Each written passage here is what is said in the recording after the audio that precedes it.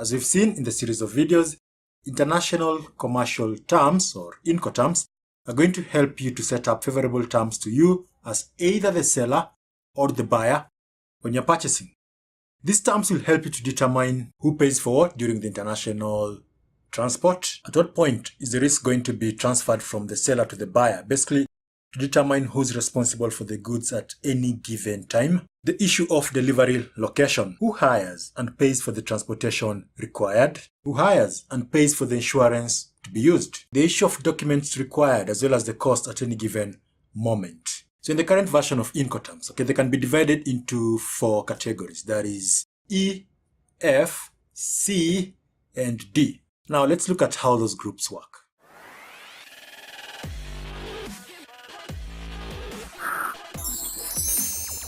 In the first group, we have the group E. Now, in this group, you only have one Incoterm, that is the EXW, or X works. But the idea behind this, as we saw, is that the seller is responsible for producing the goods and letting the buyer know where they are, in which case the buyer shows up at the seller's premise, or basically place of work, to collect those goods. So that is that. That is what this group does. Now, the second group is the F group, in which case we have FCA, that is free carrier, free alongside ship, and free on board. The thing about the F group, as you can see, well, they all start with F, right? So the thing about this group is that the seller is responsible for bringing the goods to the means of transport. And then from there, the buyer is responsible for the goods.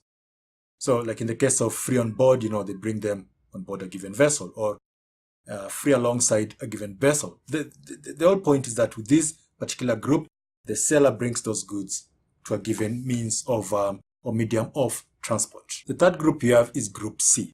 So this one is simple because in this case, the seller is responsible for the costs, of delivering those goods all the way to the destination. But here's the catch. The risk in relation to those goods transfer from the seller to the buyer the moment those goods are on board the vessel to be used for transportation. So in this category, we have CPT, that is carriage paid to. We have CIP, that is carriage and insurance paid to.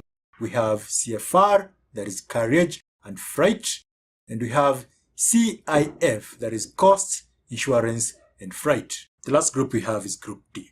So in this group, the seller is responsible for pretty much making sure that those goods move all the way to their buyer's country or destination. And so in that group, you're going to have delivery at terminal, delivery at place, delivered, duty paid. The thing about the Incoterms, is that they sort of just help you to understand who's going to be responsible for the goods at what time, plus all those things you've just mentioned. So if you're negotiating these terms, you're either going to be the seller or the buyer.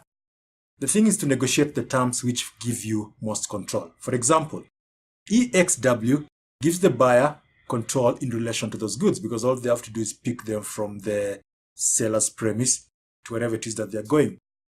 Now, if you can understand the cost of doing all that, then it's good for you to use that. Something like delivered, duty paid, that gives the seller control as far as the goods are concerned. So the idea is that the buyer and the seller are going to negotiate from two opposite perspectives.